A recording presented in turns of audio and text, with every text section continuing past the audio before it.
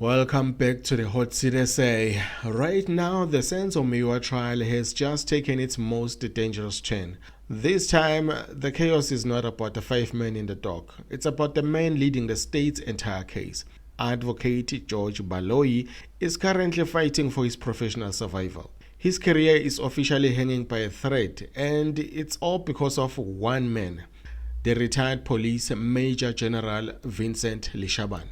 Leshabane walked into that courtroom, took the oath, and dropped the nuclear bomb on the prosecution. He didn't just disagree with the state's case, he accused the advocate Baloyi of outright procedural misconduct.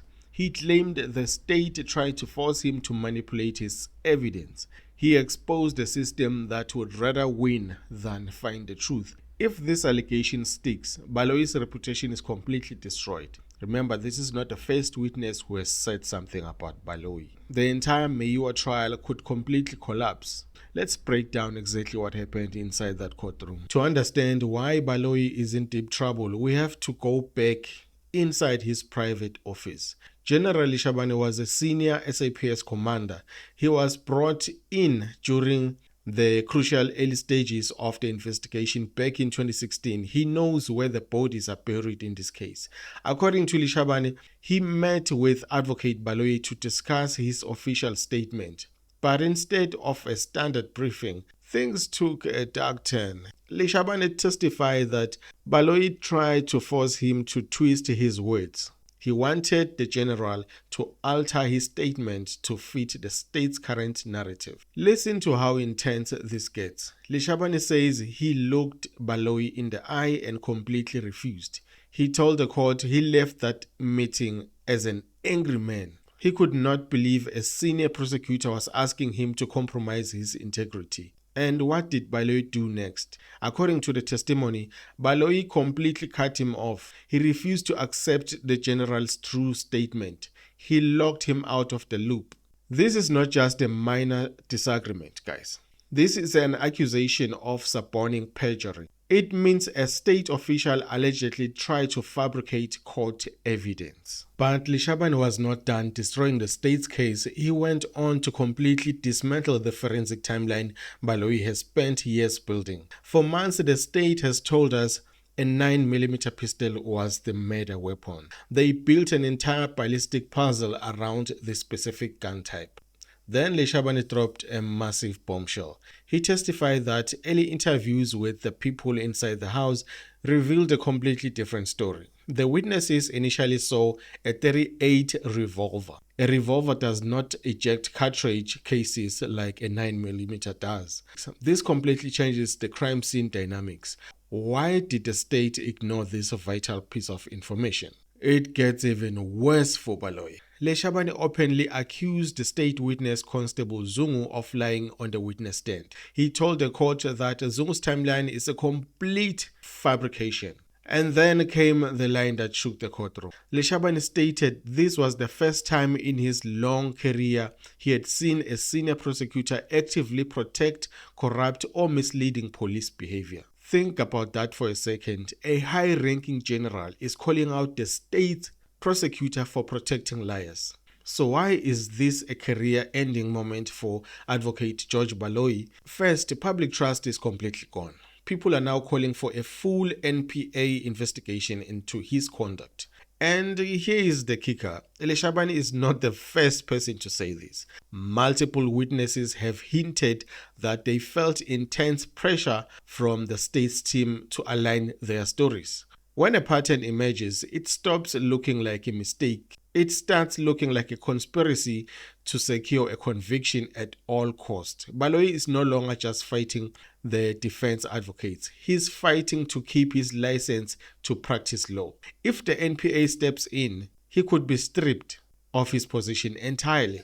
He could face criminal charges for defeating the ends of justice. This testimony has exposed deep and ugly fissures in how this case was built. It shows two separate police teams working against each other. It shows a prosecution team that potentially hit a breakthrough finding just to force a narrative. The defense is already licking their lips. They are going to use General Lishabane's words to try and get this entire case thrown out of court.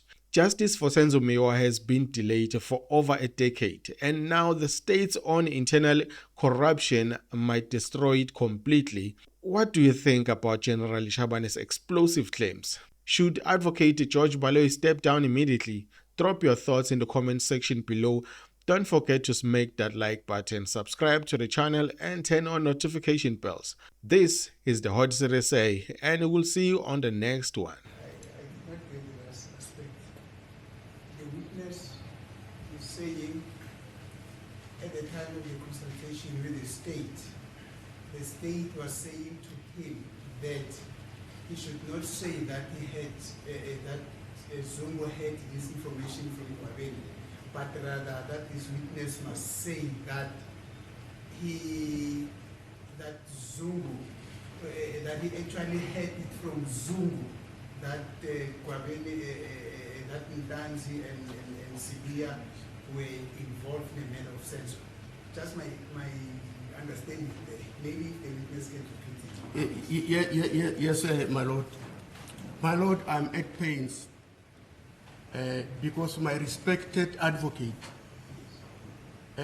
he listened to the constable than the general, who was fair to say, please,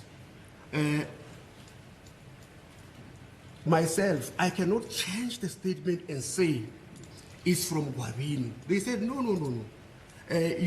Especially when Ginidi was saying, you must rather say you got it from Zungu, not Gwabeni. Kubhlungu ke noma kungizwisa ubhlungu ke ngoba ke uadvocate wami ke wakhetha ke ukuthi ke alalele uconstable angalaleli ugeneral ngoba ke lana inkinga la eyayikhona ke kwakuwukuthi kuthiwe cha musa ukuthi lokhu ukuzwe ngoGwabeni ila khona uGeninda athi khona yithi into owayitshelwa uZungu. That's what caused tension, my lord. Yilokho ke okwadala ke ukuthi ke kungabi khona ke ukuzwana. General,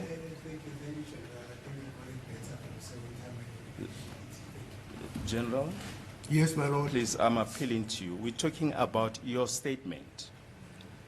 And I've just made these two propositions to you, and I was expecting you to respond to your own statement. My lord, it is my statement, and what I'm saying is relevant. Unless if now, my lord, I must be channeled to say what Baloyi want to hear. Yebo ke kuyiqiniso ukuthi ke lokho kushoyo ukuthi ke kuyistatement esami lokho lesi futhi ke lokho engikushoyo ke kuhambisana nako ngaphandle ke manje kokuthi ke sengilindeleke ukuthi ke manje ngisho lokho ke uBaloyi afisa ukuthi ke ngikusho.